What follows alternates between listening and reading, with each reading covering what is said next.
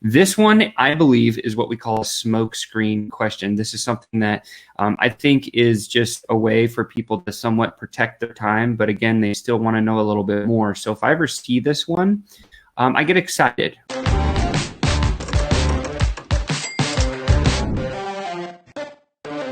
What's happening, Sales Ascender? Sean here, back at you with another high-ticket tune-up. I am ready to dive right into this. By the way, if you find value in any of these things, smash that like button, that love button, share this to somebody that may benefit from hearing it, because today we have a doozy. And by the way, if you're watching this as a replay, thank you for being here. Thank you for being part of our Sales Center's inner circle. And if you're not part of our exclusive community and the network that we're building right now, please grab an invite. It's just facebook.com/groups/Sales Ascenders inner circle.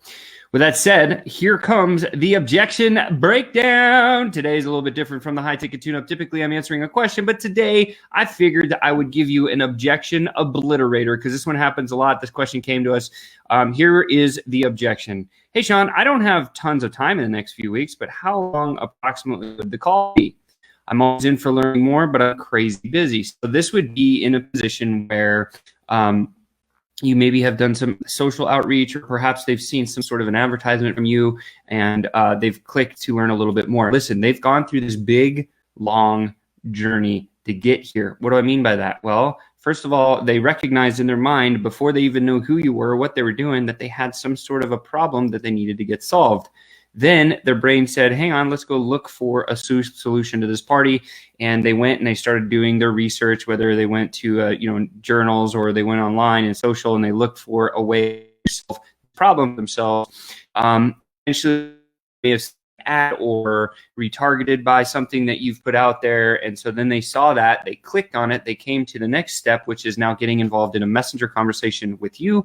And all of a sudden you ask them, hey, listen, like, it sounds like you have the problem that I'm trying to solve for you.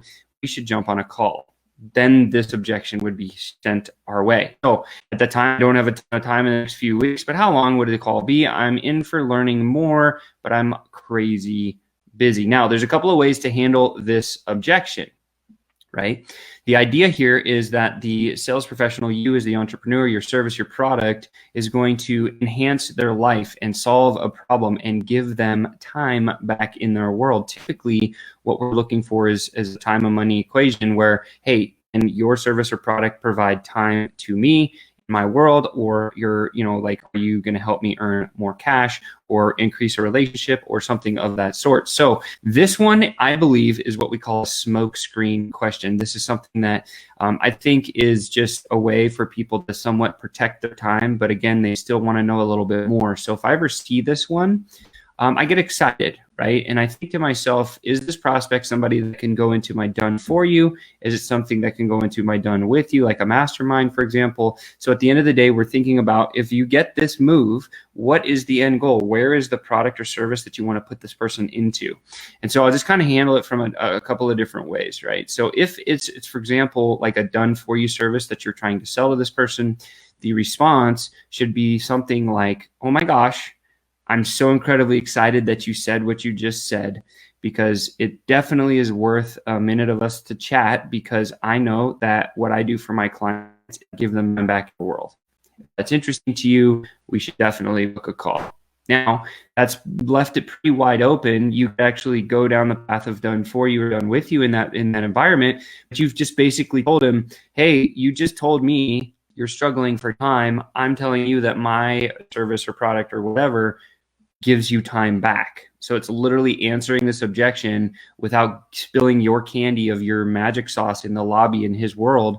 And so from here, he'll say, oh, okay, great. Then literally you drop the link. In fact, what I would do in this is this is really close to what I would say is moving forward and booking a call. So if I do see this one, I would just literally say, since you're always in for learning more, and I know you're crazy busy, I know that my product and service will actually deliver time to you, simply because for all my other clients, they always come back to me saying, hey, this was the best investment of my time to get involved with these guys, because it gave me all this time back once I've gotten started and moved forward in this direction.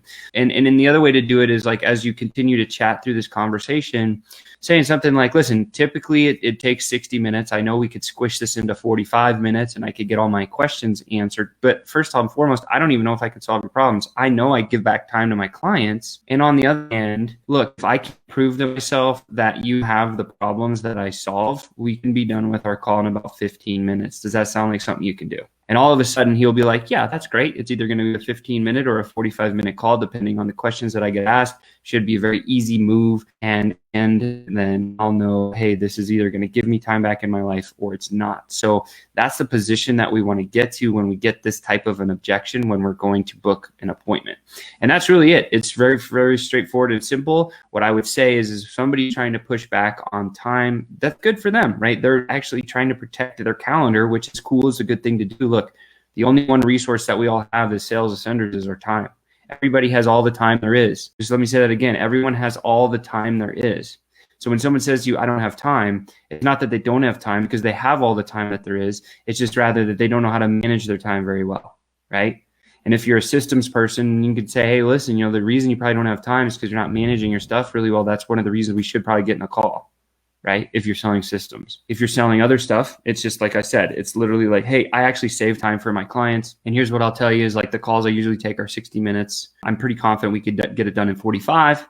And if I can't prove to myself you have the problems that I solve, then we'll be done in about 15, maybe 20 minutes max. And so now they're like, oh, okay, cool. That's fine. And then you just drop a link and you book the link and the time. And next thing you know, you've got an appointment with somebody who's got some interest, and then they're going to get on a phone call with you.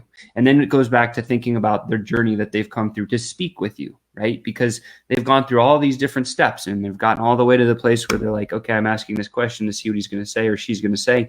And then if you just say something like that, that's very simple for them to catch on and grasp, and then literally get on the phone with them. Next thing you know, start diving into paying questions, and you'll get to a place where you either know you can solve a problem or you can't. Now, be real. If you say, hey, if I can't prove to myself within the first 15 to 20 minutes, we can end the call at that time. Be that person, like go down that path and say the things that you got to say in order to see if that person has the problem that you solve. And if they do, great. Say, hey, you got a problem that I know that I solved. We need to keep talking. And at that point, if you're the trusted advisor in the sales call, they will say, okay, that makes sense. Let's keep talking. This is interesting.